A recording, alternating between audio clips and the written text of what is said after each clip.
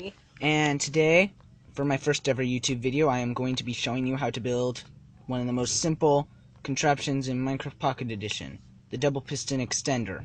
It's also one of the most liked contraptions, I guess you could say. People really use these things a lot. Alright, so first, to make one activate, I'm going to go over on how the sequence is going to have to be, so that you can build your own designs if you want. At the bottom, you need to activate the bottom piston first, then the second piston in its now moved state. Next, you need to pull the block back. You need to deactivate the top one, deactivate the bottom one, and then pulse the top one so it activates and deactivates, so that you can pull the block back all the way. This first design was not invented by me, and if I can figure it out, I will link him in the description, hopefully, if I remember. I probably won't. Sorry in advance. Yeah, it basically is exactly what we just saw here with my little example. So at the bottom, he has a 4-tick delay, and the top, he has no tick delay. But this top one cannot be powered. It would be powered first, but it won't get powered until it's been moved.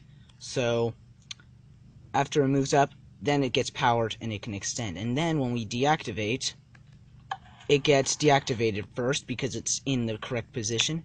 And then the bottom one gets deactivated and pulls it back. And then this longer tick delay stays activated until last, I guess. Yeah, it's activated the longest, so then when it wears off, it extends and pulls the block back.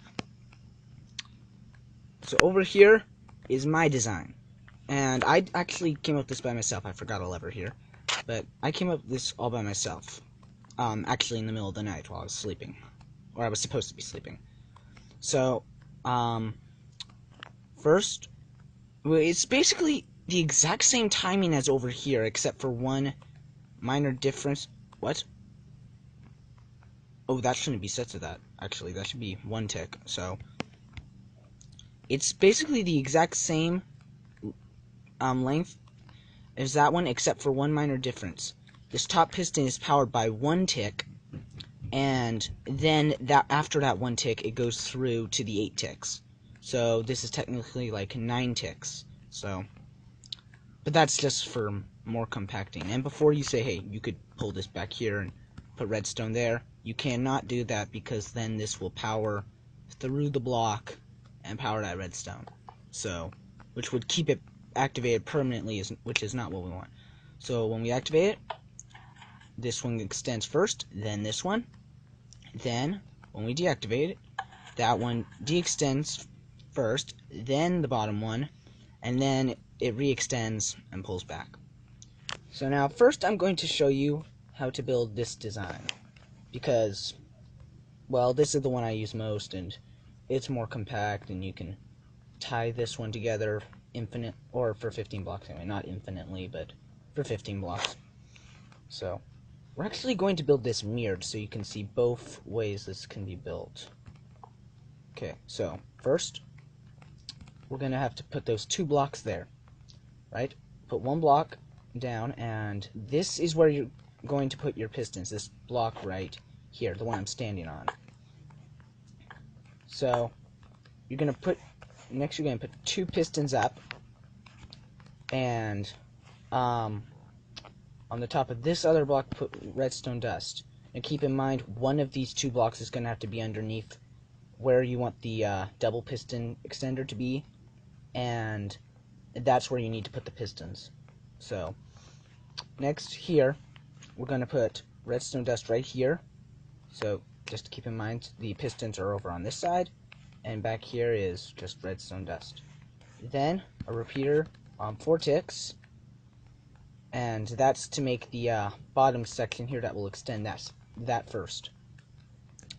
Then above this repeater, you're going to put a block, and then a half slab of any type. Keep in mind, the iron blocks are not needed, just in case you're really new to redstone and you don't know that. They're there because some people can't see color, and I don't want to leave them out of the enjoyment of the video. So put an upside down half slab right here above the redstone dust, so you know it's upside down when it's on the top half of this block. Place a repeater set to 4 ticks facing into this upper piston right there, and another one right behind that repeater set to 4 ticks as well. Place a block on top of the redstone dust, and then place a block on top of both these repeaters. You can do this by going into sneak mode, which is double tapping that button between the arrow buttons, and placing it there, or you can just like pull a block out on the side like that and place it there. It doesn't matter. Alright, so on top of these 3 blocks, you're going to place redstone dust, and then you're going to place the block you're moving there. I'm using polished granite because I want anyone who's colorblind to be able to see it's different from these blocks.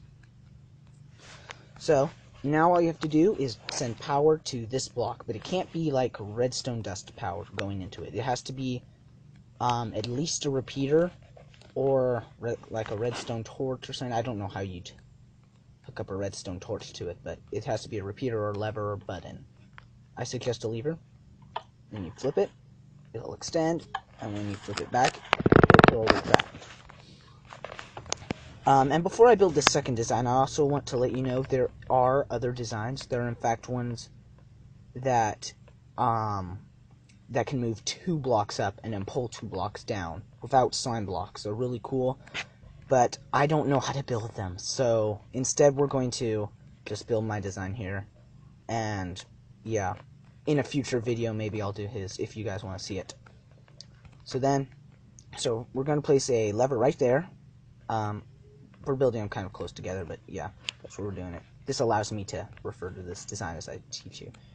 Then 3 redstone dust over. Place a repeater set to 4 ticks, and you know this is. Now we'll continue. I was going to say this makes me look like I don't know my own design, but I do. Place 2 sticky pistons up, and then the block you're moving. So around the back, we're going to place that block there and a block right up here. You can remove the bottom one if you want, like if you have to put a redstone wire underneath or something, but it's honestly I'd just leave it there. It's not that important to me anyway. It might be to you. Now we're gonna put a block there and a block there, and once again you can remove that block or let it stay. Then you're gonna put 4 blocks there and do that. You can put one here, but it's going to be useless, so don't do it.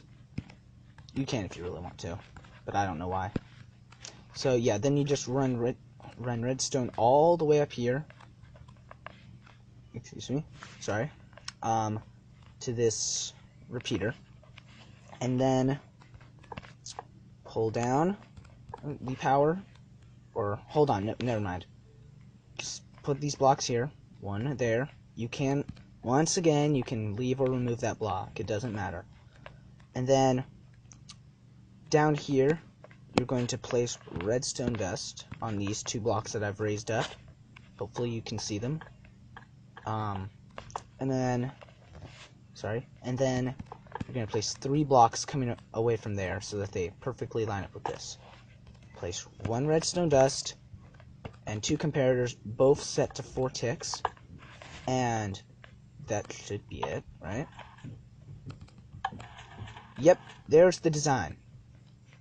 So I hope you enjoyed this video, and I hope you learned how to make your own double piston extenders. Remember, 4 ticks on the bottom piston, 8 ticks on the top piston when it's in the down formation, when it's pulled back by the bottom one, and into the top piston when it's pushed up, 1 tick. So, have a nice day, and goodbye.